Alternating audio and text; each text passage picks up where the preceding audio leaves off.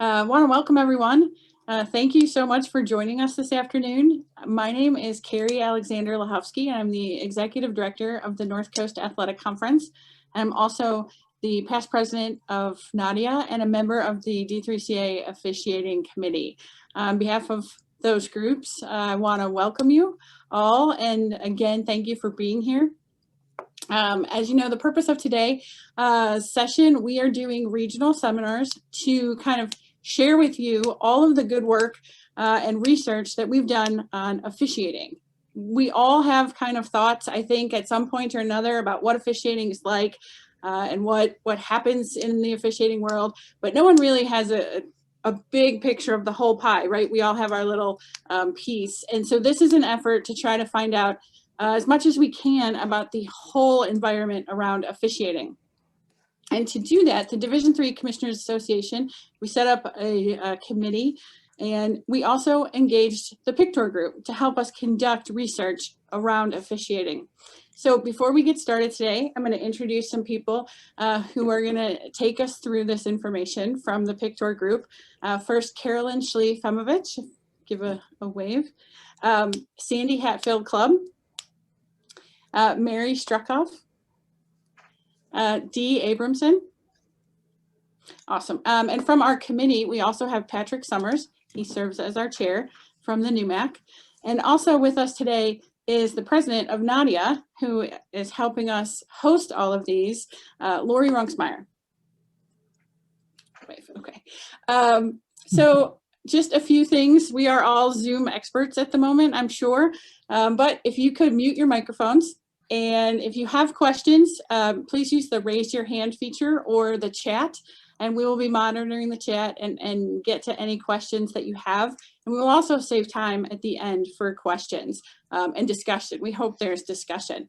Our moderator, which will be me, will help. And so just send me a message or let me know, and we can help you. So I'm going to turn it over to Carolyn, and she's going to get us started. Thank you very much, Carrie, and thanks to all of you for spending 60 minutes of your afternoon with us on another Zoom call. We very much appreciate your time, and we're going to be very efficient with your time. Our goal today is to share with you some highlights, some of the key takeaways and findings from phase 1 of our work with the Division III Commissioners Association from the report entitled Strategic Analysis of the State of Collegiate Officiating. So I think many of you know, we began this work last summer, and over the course of 12 months, did a tremendous amount of data gathering and analysis that led us to some of the information that we're going to share with you today. One of the things that we're doing in these regional seminars is making sure that we're focusing specifically on data that's unique or special or I guess focused on your particular region. And in this case, it's New England and New York. So stay with us as we try to share some of that information with you. And then obviously we'll be talking about next steps and hearing your questions and answers. So the process of the data analysis and collection was led by an officiating steering committee. The 10 individuals listed on the screen there are commissioners from across the country and people who not only have a passion for officiating, passion for improving officiating, but also gave us some tremendous guidance and direction for the work that we engaged in over the course of the last year. Next slide just gives you a little bit idea of the scope of the project. Not only are we looking at officiating across the country in all regions, and for us, all regions meant 6 different regions of the country, but it involved 15 different sports. And so our analysis was quite thorough, quite comprehensive. And when we say we have data, we have data. We have lots of data. And so the challenge was how to take that data and really make some meaningful sense out of it to help drive the strategic plan, which is phase 2 of the work that we're now engaged in. This slide just gives you an idea of the breadth of the stakeholders or the number of people that were involved in this, in our analysis and provided insight and direction. You see the total there was over 15,000 individuals that either participated via survey, focus groups, individual conference calls, one-on-one conversations. And of course, foremost among those were commissioners, and in this case, this was across all 3 divisions, coordinators and assigners that work for the conferences and really are the boots on the ground. Over 10,000 officials participated in the survey that we sent out. And a relatively late addition to our project, or at least late fall, was getting some input and feedback through a survey from all head coaches, Division 1, 2, and 3, realizing the important role that coaches play in this process, or coaches play with respect to officiating and officiating culture and climate. We felt it was essential to talk with head coaches, and that came from good guidance from our steering committee. So over 15,000 individuals, 15 different sports, and of course across the country. So quite a broad range of information and participation.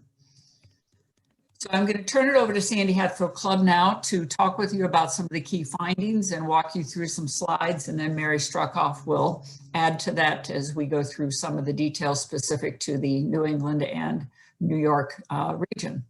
Sandy?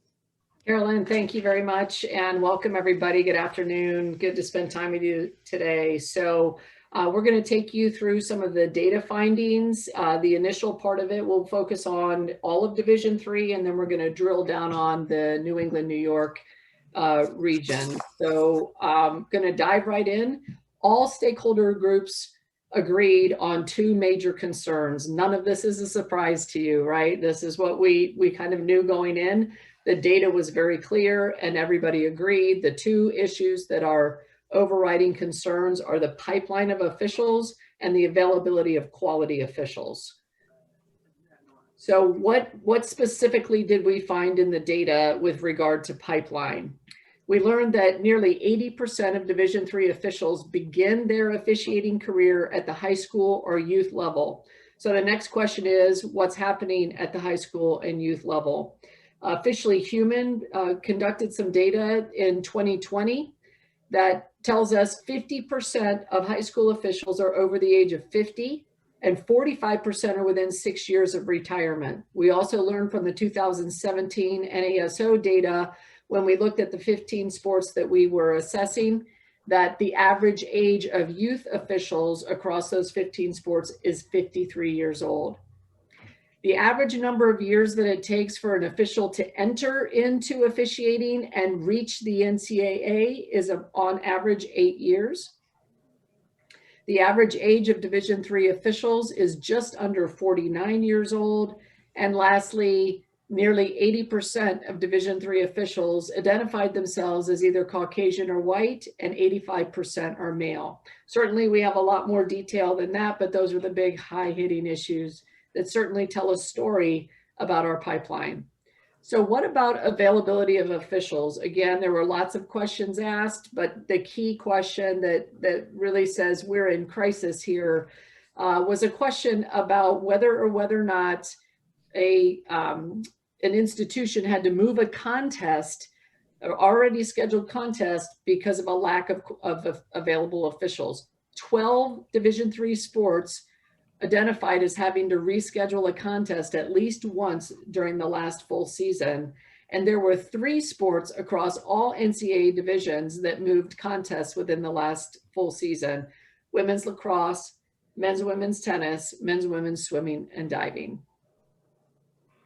There were 68 of the 10,300 officials. Over 6,800 of them were Division 3 officials.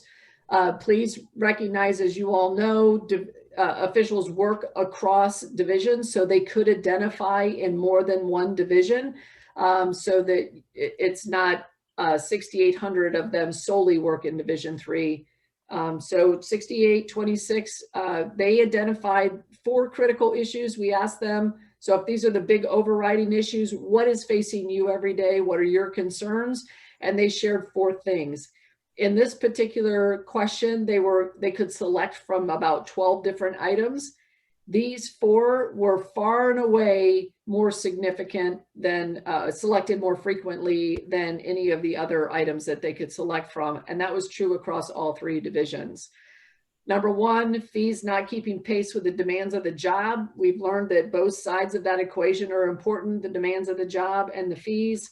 Assigning strongholds and advancement barriers, poor sportsmanship treatment of officials, and recruiting new officials into officiating. So the map was, states were placed into regions. I know this doesn't exactly follow the Division III regions of the country.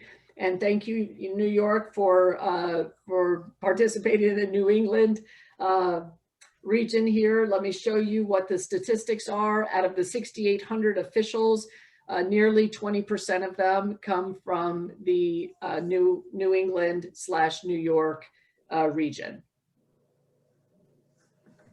So now we're going to drive down with some regional data for you. So this is the question specifically that we asked coordinators. How often was it necessary to move a contest? And out of those 12 sports that you see in the blue box on the right of your screen, 7 of them were identified as having to move contests in the New England, New York region. 65 coordinators across Division III, across sports, participated in the research study. Now we're driving down on the New England, New York data for age of officials by gender. So as a reminder, the mean age of all Division III officials is just under 49 years old. In the New England, New York region, you can see that the highest statistic there of your female officials, 31%, nearly a third of them are in the 55 to 64 age group. And your men are also, the highest percentage is also in that category, with 27% of your male officials in the 55 to 64 age range. This statistic shows you race by gender. And so just as a reminder, all of Division III officials, 80% of them identified as Caucasian and white, and 85% identified as male. You can see at the very bottom of your slide, in your region, 85% identified as males, 15 as female. So you are right dead on the average. And then from a race perspective, 87% of your female officials identified as Caucasian or white, and 84% of your male officials identified as Caucasian or white. I do want to give you a little disclaimer at this point. On this slide, our numbers match up. On some of the slides, you're going to see you're off one tick or another. We have rounded the numbers in order just to make the slides less messy. So please bear with us if you see some statistics that show 85% and 14% equals 100%. It actually does if you have the rest of the details. So anyway, let me turn it over to Mary Struckoff. Thanks, Sandy. This next slide is about the entry point for officials into the officiating avocation. As Sandy mentioned earlier and is on the slide there, 79% of D3 officials begin their officiating careers at the high school or youth level. These 3 columns represent that 79%. And when you delve a little deeper by section or by region of the country and by sport, obviously the numbers get smaller. But you see, like for example, men's ice hockey, 79% are coming in to the avocation in the youth under age 14 level and all the way down. Where you see numbers around the 45 to 40% range, or less, it typically means, because this is the high for that sport, it typically means they have higher numbers in other categories, just not the highest one. What's important about this slide is, again, it tells us where in your region officials are entering the avocation. That will help us down the road, especially with strategic planning, to see where we can focus some recruiting efforts to get them to move into the collegiate ranks, perhaps even quicker than they are. And we'll talk about that in a moment. You'll notice that field hockey at 39% was actually in 2 different categories. And in our experience, sometimes that means high schools have both a JV and a varsity level. And so they may be just indicating one or the other as their starting point because they're working both. Another thing you're going to see throughout some of these next slides is the fact, again, as we delve deeper into the sections and into the sports within those sections, that 10,300 gets diminished quite a bit, and we'll see some sports, especially some of the smaller sports, that don't have quite enough respondents. So if there were fewer than 10 respondents given the drill down, we didn't list those sports. But I will tell you again, just by virtue of all the sports you see there, New England, New York has a lot of offerings, and we also had a lot of participation from officials in that region. So the numbers were pretty strong. All right, moving to the next slide. This is an interesting slide for me, and hopefully it is for you.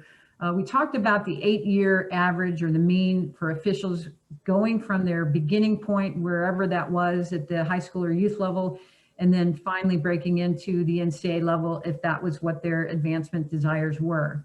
Again, on average 8 years, but obviously as we delve a little deeper, we can see by sport within your region how those numbers play out by those sports. And so on the far right column, you see the average number of years to reach the NCAA level. And I will tell you, seeing softball at the top was pretty consistent in all the other regions of the country as well. Baseball and football were others. In your particular section, you see wrestling and women's soccer and swimming and diving near the top, which is, again, was a little bit rarer in the other regions of the country. And again, that probably is a testament to the full offering of sports that you see in your programs throughout your region. In some cases, that's probably too long. And if you look down near the bottom of that column on the right, you see a lot of the women's sports listed for the average amount of time being less. And in that case, it could be a matter of a diminished pool. It could be we're trying to get more diversity in the officiating ranks in those sports, so we move them along a little faster. Another thing that's interesting to me is the other two columns. And so again, if you look at a sport with a higher number like wrestling at 28, swimming and diving at 28, that's obviously an average of the number of years at any level. So our officials at those levels have been involved for quite some time. I think we have a typo under mean years under the NCAA level for women's soccer of 113. I think that's supposed to be 13, but anyway, obviously that would be something, wouldn't it? But again, that talks about the amount of tenure our officials have either on the high side or the low side, and then the difference being the number of years it takes to get into the NCAA ranks. A larger time frame, again, might be speaking to the pool of officials being larger, and the time it takes to promote those qualified officials. And the numbers there with a shorter tenure, it could be about a higher fitness level being required. So if you look at women's basketball or the soccer, or even in ice hockey, sometimes those numbers are a little bit smaller to the left and to the right, again, indicating their tenure is shorter, and maybe because it requires more physical fitness. Moving on to the next slide. This slide is about where our competition is for Division III officials. Again, this is the New England, New York area. And so you see 81% of the Division III officials are also working high school. We're not surprised by that. We know we have competition for our officials, whether it be Divisions 2 and 1, or whether it be high school or other collegiate entities like the junior college or NAIA. What's interesting about this slide for me is obviously you don't have a lot of NAIA influences in the New England, New York area like some of the other regions do, but your high school number was higher than most of the other regions around the country. So again, this speaks to competition where our officials are also working. And again, perhaps with recruiting, so we can go to those entities and hopefully move them into the NCAA ranks, especially Division III ranks, a little bit sooner.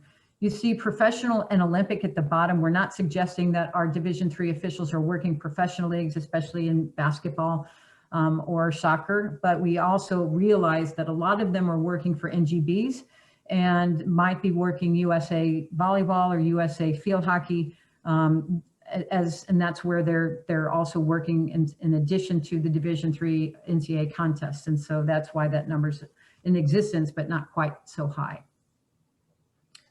All right, the next slide you see is about satisfaction with compensation. And I know this is a topic near and dear to athletic administrators' hearts. And just please realize that this was asked about how satisfied are you with the compensation that you currently receive per contest. Officials will also tell you that they're not necessarily in it for the money. It's a complex issue. But when we ask them about the compensation in terms of the demands of the job, sometimes their feelings come out a little stronger in this particular area.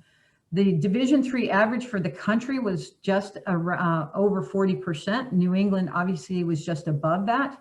What we see here though is a bit of a spread from 45 at the top to 33 at the bottom, but those numbers are actually fairly low, which means if you look at the South at 33%, that means only 1 out of 3 officials was satisfied with their compensation.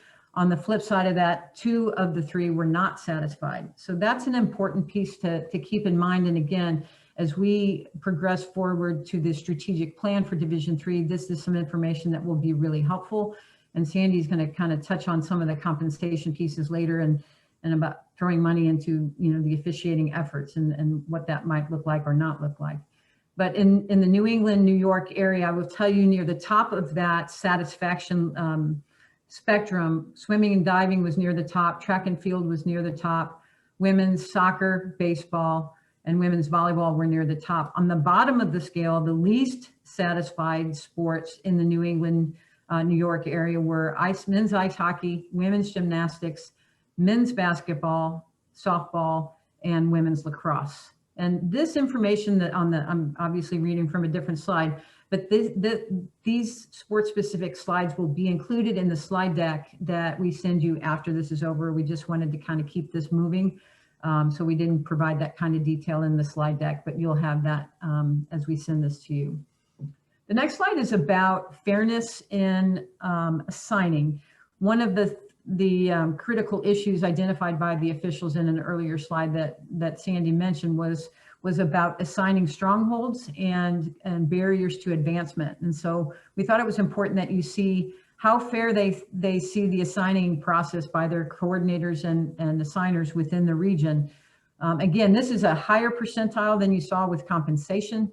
The gap there, 70% down to 62 is pretty tight. The average for all Division III officials was just about 66%. But again, if we look at the flip side of that, 2/3 are relatively satisfied or agree that the assigning process is fair. One out of 3 is not in agreement with that statement. So that's significant. The other piece to this, again, is the sports specific area of that. Again, New England is relatively high on this list at 69%. The happiest, or the officials that agree the most with assigning being fair by their coordinators and assigners, football was at the top at 80%. Track and field, women's ice hockey, women's gymnastics, and men's ice hockey were all near the top. Near the bottom of that agreement list was wrestling, women's soccer, field hockey, and women's basketball. All right, the next slide, thank you. Again, effective education and training. This really speaks directly to retention for officials. The specific question that was asked of the officials, how effective do you believe the education and training available to you in your specific sport, how effective do you believe that is? So just over 71% of all D3 officials believed it was effective. And so again, the numbers are a little bit higher here than they were in some of the previous slides. Congratulations, New England, New York was at the top of that, and quite by 5 percentage points was the biggest gap that we had. So that's a testament to what's happening education-wise in the New England and New York area. Again, in sports specific, my computer's slow now, Sandy. In those sports specific areas, let's see. Well, here we go. At the top of the sports for effective training and education, women's gymnastics, football, women's basketball, women's lacrosse, and near the bottom of the effective training, the sports of women's soccer, field hockey, women's ice hockey, and track and field. All right. The next slide is, again, in my opinion, an area that speaks to retention of officials. Officials want more games. We know that they'd love to work as much as possible, most of them, but they also want to get better at their craft. And the only way they feel like they get better at their craft besides education and training is feedback on their performances. And so one of the questions asked, there were numerous questions about evaluation and performance feedback, but this one in particular was about how often do you as an official receive feedback from your coordinator or assigners regarding your performance? And so again, these margins are pretty tight, New England being at the top, which means the officials answered frequently or occasionally, more often than hardly or never. And again, that's a testament to what's happening in your area. The officials, interestingly enough, when we pulled out the gender specific feedback on this particular question, female officials were 16% more likely to have selected hardly ever or never receiving feedback from their coordinators or assigners than their male counterparts. So that again is some piece of information that I think is important for us moving forward that we can at least address in the strategic plan. The sports near the top of this in New England at that 55% level, to get us to that 55%. Football was at the top, which was actually pretty common around the country. Men's ice hockey, women's ice hockey, and men's lacrosse were near the top, and toward the bottom of the team sports, women's soccer, women's lacrosse, women's volleyball. So that again speaks to the women, perhaps by gender, being less likely to be given that kind of feedback. So again, this information speaks to retention and something that will be very valuable for us as we move forward to the strategic plan.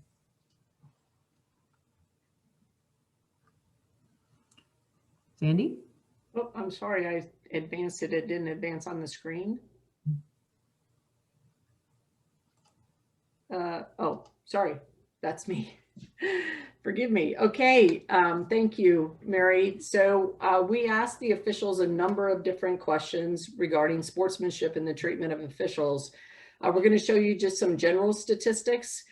So this is all regions demonstrating an answer to the question, please describe sportsmanship and the treatment of officials. And they could select between excellent, good, neutral, less than desirable, and unacceptable.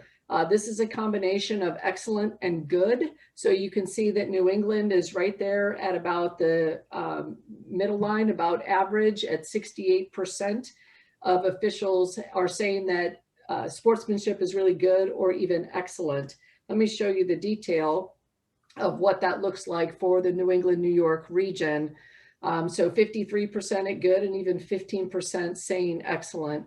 We found that these statistics are quite a bit higher, better than at the high school and the youth level, but that still leaves about a third of our officials who are saying, really, this is less than good.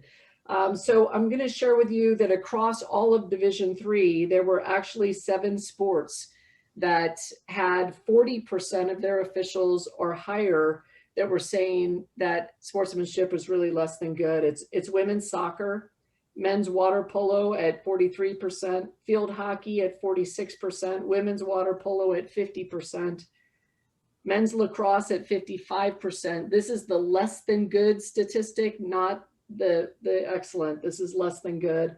Men's lacrosse at 55%, men's soccer at 56%, and men's ice hockey at 61% are saying less than good. So there is some work to be done in certain areas on sportsmanship. So we also drill down a little bit further, asking officials, do you feel physically and emotionally safe from the time you arrive at a venue until the time that you leave? And you can see here that 90% of your officials have said that they agree or strongly agree that they feel safe from the start to the finish.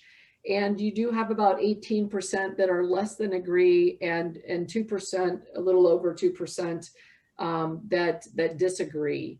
It's interesting, another set of questions that we asked officials was, you know, which of these items, and we gave them a list of, say, a dozen or so items, are important to your experience in terms of the treatment, the way that you feel, the treatment of officials. And then which of those separate question, of the exact same items, which of these do you regularly receive at the competition site? The most disparate answer, meaning the highest one that they desire and the lowest one that they are not receiving, is simply an escort to and from the competition venue. So Certainly that'll show up in best practices and not a lot of, certainly a time investment on campus, but not a financial investment. Lastly, in our climate section of the survey, we asked officials, have you experienced or witnessed sexist or racist behavior or language directed towards officials who are women or people of color? And in your region, you can see here that 77% stated that they have never experienced that. And then 22% not never, hardly ever. And then you can see occasionally and 1% frequently. An important thing to note is that women and people of color were far more likely to select that they occasionally and frequently have experienced this than were their peers. So with that, I'm going to take us right into our overarching conclusions from the full set of data. There were 5 overarching conclusions. Number 1, no surprise to all of you, of course, and that's officiating exists in a complex environment. Not only do officials work across divisions in the NCAA, but they work outside of the NCAA as well. With regard to authority and responsibility, officiating is everybody's responsibility. It's your responsibility on campus. It's the conference office responsibility. It's the NCAA's responsibility. But the authority for officiating lays within the conferences, which is, you know, desegregated across the nation. So it's a very complex environment, which makes it not easy to implement change, harder to implement change. Secondly is the impact of the aging pipeline and lack of available quality officials. And we've shared some of the data, and the data fully supported those original concerns.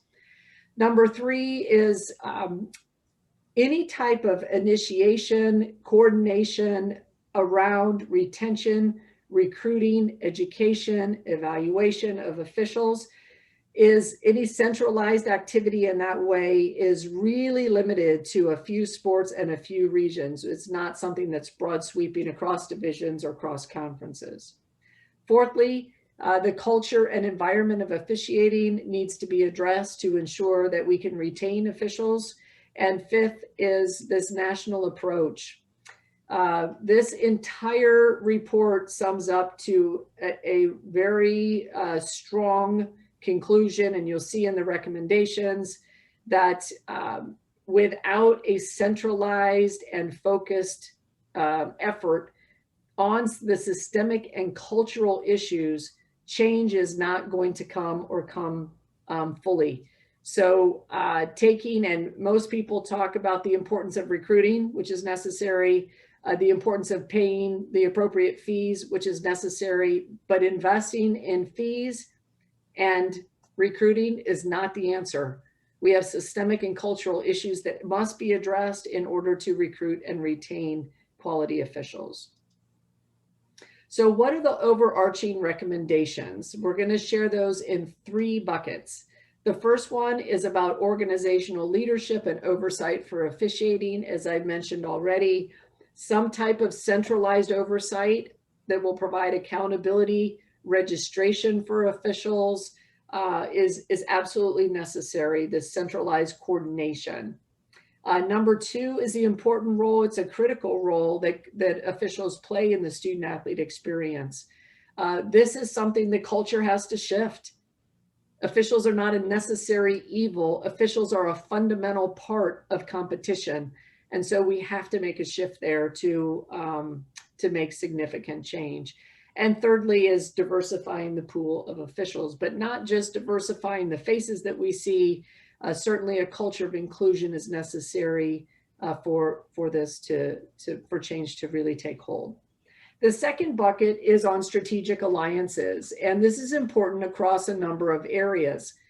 So NCAA certainly across all 3 divisions. This initiative is through the Division III Commissioners Association. As you know, they're playing a fundamental role.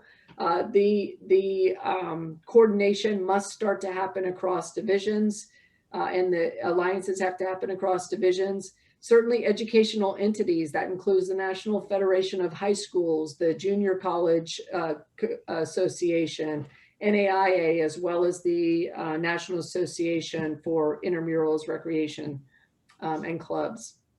And certainly coaches associations. We found, in what we already know to be true, but we have much data now to support the fact that coaches play a very significant role in the sporting environment. They can play a significant role in recruiting officials. So we must partner with the coaches associations to advance change. And then lastly, the officials associations, that's individual sport officials associations, as well as NASO and national governing bodies. Last bucket here is about conference engagement. And this is really a deep focus on then the evaluation, education, and training of officials, certainly the fees and the fee structures. And then of course, coordinators and assigners, the education expectations and accountability for coordinators and assigners, supervisors of officials. And then lastly, sporting behavior certainly is something that needs to be addressed at the national level, but it's going to take action at the conference level. So with that, what's next? So we are well engaged in the officiating strategic planning process. You have 7 commissioners that are representing you from across the nation. We're individually selected to ensure that all of the regions are covered. This is a terrific group that has been working very diligently, meeting regularly with our team, and has prepared already a draft of the strategic plan. It's in the process of being vetted through many different stakeholders. And we actually, I'll advance the slide, and we're actually, what these seminars right now, these regional webinars are leading up to, is a national webinar on December 15th from 1 to 2 p.m. Eastern time. We would love for you to join us. At that point in time, we're going to have a close to final draft of the strategic plan prepared for you to take a look at, help us beat it up a little bit, and not only make sure that the plan is such that we can address some of these issues that we've described here, but then also you're the boots on the ground people. So the question is, can we get this done? And is what we need in this plan, is everything we need in the plan that needs to be in there to get it done? So this strategic planning process was initiated in August. We will continue the stakeholder engagement process through December, and then we will have a final draft in the hands of the Division III Commissioners Association for their review and approval at the end of January, 1st of February. So with that, I will pause and I'll turn it back over to Carrie or Patrick to facilitate some questions. I do want to direct your attention to the bottom of the slide is both my email address and Carolyn's email address, and you're welcome to send us any thoughts that you have after the meeting today, should you not get answers during this session. Awesome, Carrie? thanks, Sandy. Any questions, any comments? I know that was a lot of information, but really we have a lot more even for you. So as you've heard this, what comes to mind, anything that surprised you, or anything affirm what you already thought about officiating in general? Will this be shared out so that we can see all of this and dive into it? Yes, we will be making the slides specific to your region available, I think probably next week. And also the videos will be available as well. And if you haven't, I'm putting a link in the chat for the access to the full report and the 6-page synopsis of the report as well. So you can, if you really want some data, the full report is 184 pages. And that's just what we asked them to put in the report. So I imagine it's close to 1,000 pages if we really wanted to. So I took the slide deck down so we could chat, but I'm happy to bring it up if anybody wants to go back to a slide or discuss anything.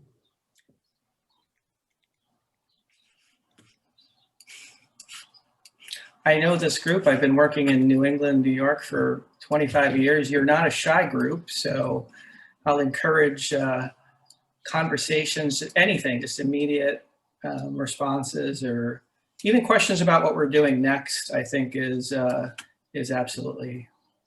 Great. So we have a question in the chat.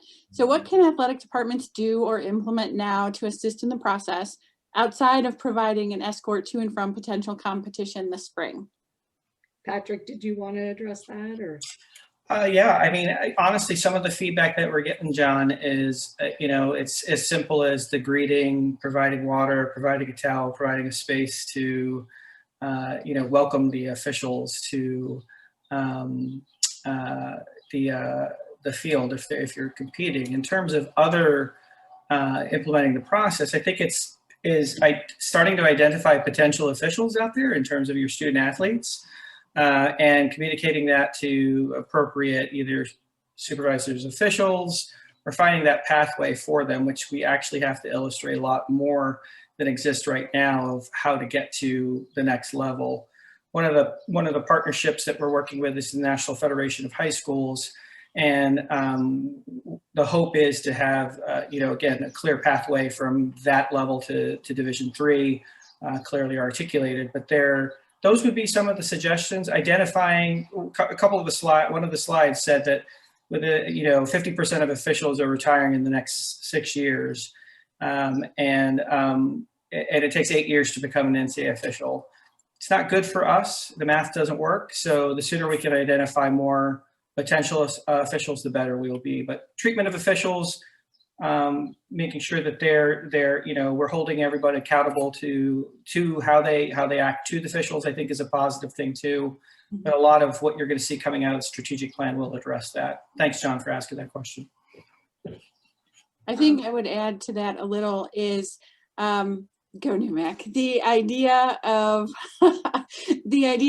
of making that shift and how we start communicating that officials are integral to the competitions happening and not just that, as Sandy said, necessary evil, right? So how do we kind of make sure everything we do and be very intentional about our communication, the way we treat them, the way we react to things that happen during games, and that's at least where my mind is, kind of my immediate steps. Mary and Sandy, you two are parsing the data. So have you heard others? And Mike, we'll get to your question next too. But Mary, Sandy, any others comments for John? I'll chime in and kind of to piggyback on what Carrie just said. I just think we're going to see a paradigm shift, or at least we hope to, in terms of treatment and just the role officials play in the student athlete experience. And we're going to have the coaches on board with that. And that's why one of the strategic alliances is going to be the coaches associations. But anything we can do on campuses now to set us up for success with that, and that, again, being intentional with our behaviors and our recruiting efforts to the current student athletes, because that's certainly a pool of individuals that we're going to want to tap into through the strategic plan eventually. But yeah, anything we can do to get coaches on board now will help us down the road. We asked coaches who's the biggest influencer of the game environment. We also asked officials that same question, and they both answered the same thing, the coach. So it's not a surprise to anybody. And so it should not be a surprise to the coach, the important role that they play in setting the tone. Go ahead, Patrick. I was going to say, Sandy, do you want to address the comment from Michael Mudd? It says the strategic plan. In the strategic plan, will there be any sort of full court press on engaging current college student athletes to consider entering an officials training program in their sport of expertise upon graduating? Great way to make extra money, et cetera, et cetera, et cetera. So if you would like to elaborate, that would be great. Yes, and what a great we already have access to student athletes, right? So how do we make sure that happens? So the answer is yes. And again, back to the issue of this being systemically well thought out, is we need to target student athletes to stay in their sport. but just kind of getting their interest isn't enough, because then they learn, oh my God, it takes 8 years for me to get to the NCAA. Like, yeah, right. So what do we need to do to articulate the pathway? Maybe fast track. And so everybody out there who goes, wait a minute, we need experience. The answer is yes. Okay. It's a delicate, this is definitely an art and not a science that we're talking about here. Find that balancing point of prepared, highly competitive people who are skilled and want to advance in this as an avocation. What does that pathway look like, and how do you mitigate some of the barriers along the way? So we learned a lot about that in the process. What are the barriers to somebody becoming an official? What does it cost to get outfitted from head to toe? What does it cost to get certified? What does it cost to take a test? What does it cost to register? What does it cost to get a clinic? What are all these things? And, where should investments be made, and how should people be moved along and facilitated along in the process? So there's all these massive pieces, they all fit together. And so you'll see in the strategic plan, when we get to the point where we can share that with you, you'll see in there that there's an articulation of the pathway. So there's a recruiting effort for student athletes, yes. An articulation of the pathway. There's in there about how do we start to formalize, and this is where we're going to be meeting with coordinators and assigners, with all of your coordinators and assigners here in the next, not all of them, that was an overstatement. We have a select group that are going to give us feedback.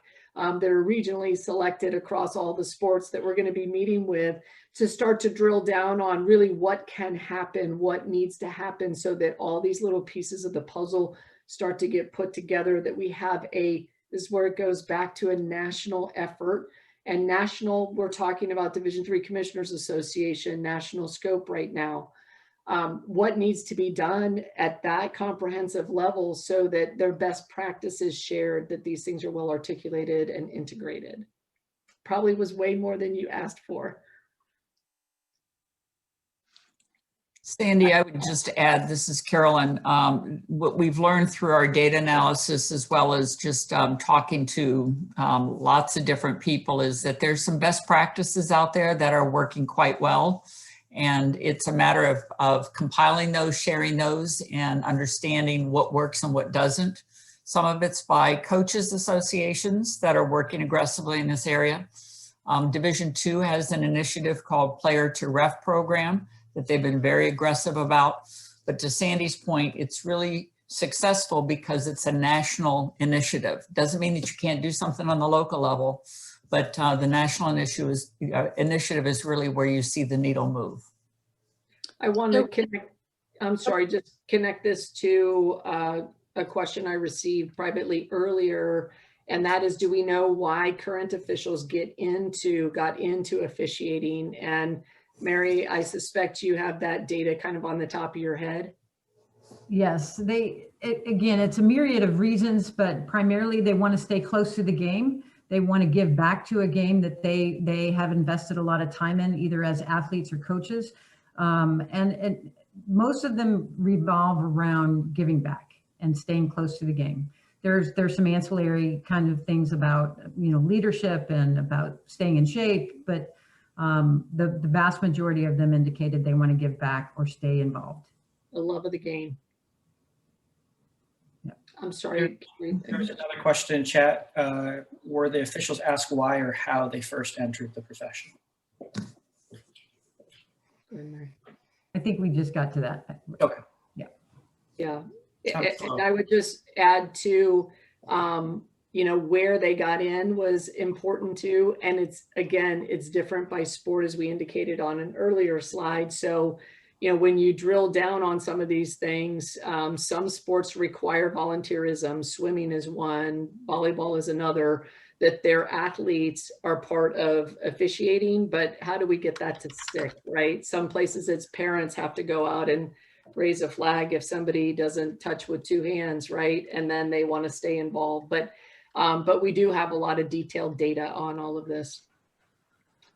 In fact, I don't even know, but I would bet, I don't think I'd be over exaggerating if I said we had close to 1 million pieces of data. of all the different data that we collected. It's incredible.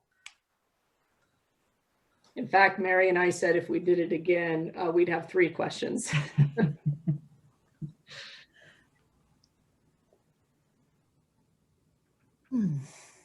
Any other thoughts or feedback? I do want to let you know that each stakeholder group that we have reached out to, whether it is the National High School Federation, for example, not only are they open and willing to have discussions, they are actively working at ways to collaborate, and they're doing some great work. So we're meeting with them on Friday.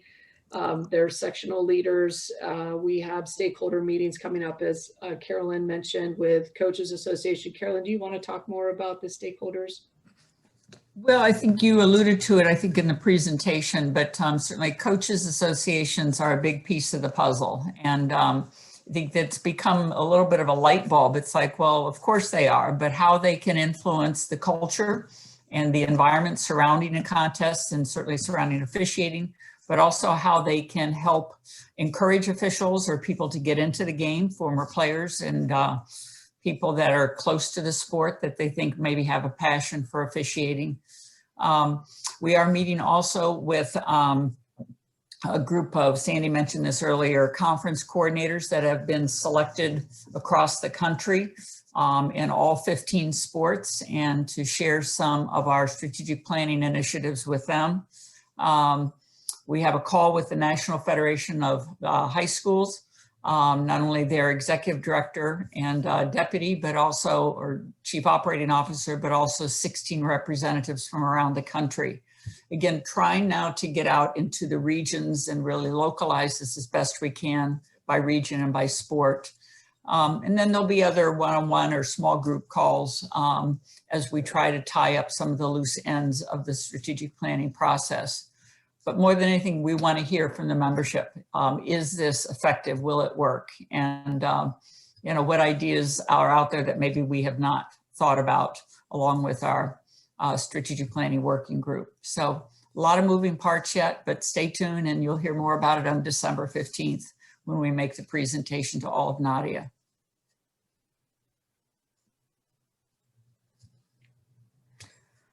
Okay. We got one more. We got another question. So, were there concerns or feedback from assigners about the lack of cooperation among assigners, specifically high school youth, college cooperation? Did you want me to do that, Mary? I can start it and you can finish it if you want. I think that's honestly, that's the reason why reaching out to all these different stakeholder groups is essential. We can do it from a national scale, but some of those conflicts are happening within certain region and not in others. That's why best practices are going to be important. That's why accountability is going to be important. And that, frankly, that's why we need to get the state high school associations involved, not just the National Federation, but the states who have some control over their assigners at the local levels. Really, the end game here is for everybody to work together and to share, because officials want to work, and sometimes they want to stay close to home, sometimes they want to travel, sometimes they want to move up ladders, sometimes they want to move down ladders. It just, if we can individualize and be, again, very intentional with the things that we're doing, and everybody can learn to share and help individuals out to reach their individual goals, then we can all coexist and thrive. And so that's really the goal. We sometimes operate in silos, and that doesn't do anybody any good. And so again, as much as we can reach out to these other entities and everybody understands where we're trying to go, everybody's going to win. And again, we already stated this once already, but every organization we've talked to has said, please let us know how we can help. We want to help. We want things to get better. So we hope that's going to have some effect at the local levels and the regional levels. But all we can do is try at this point.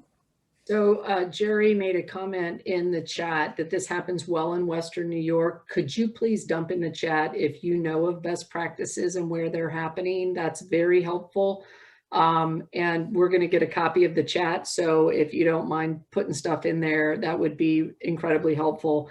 And I wanted to piggyback on Mary's comment. You know, the NASO data in 2017, the officially human data, and this data, the Division III Commissioners Association data of 2020, if it says nothing else, it exemplifies there is a problem and it's going in the wrong direction. The pipeline is getting smaller, not bigger, and it's not filling. So what do we need to do about that? And so the data is there. It is important. And as Mary said, we have to really pivot the culture, because you saw the #2 issue that officials have as a stronghold, what they see as a stronghold that doesn't allow them to advance. And that is probably a symptom of coordinators doing their job well, right? And trying to keep their officials in-house that are good officials. Well, that doesn't, you know, how do we kind of switch this to more of an abundance mentality than a, you know, the opposite of that, I've lost my words, but we have to switch it so that people are seeing this as, you know, it's got to be good for everybody, right? We have to look for the greater good and grow it. And by the way, the National High School Federation is looking at it that way. They have flat out said, you know, we want to share. Let's make this happen. Let's make it easy for officials to work across our boundaries. Let's make it easier for officials to do what they want to do. And that's the love of the sport.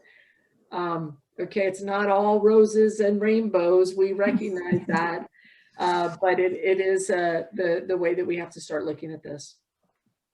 Awesome. Thanks for putting things in the chat. It's very helpful. Awesome. Thanks, you guys.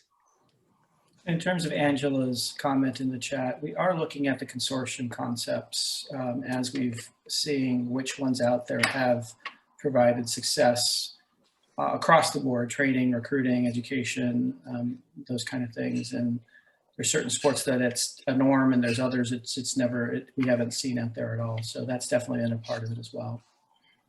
To piggyback on that for a little bit, Patrick, it's really been person dependent about really being thoughtful from a Division I perspective, knowing and understanding the value of making sure the whole pipeline is healthy, and evaluation, education, training, all of that is happening from a comprehensive perspective.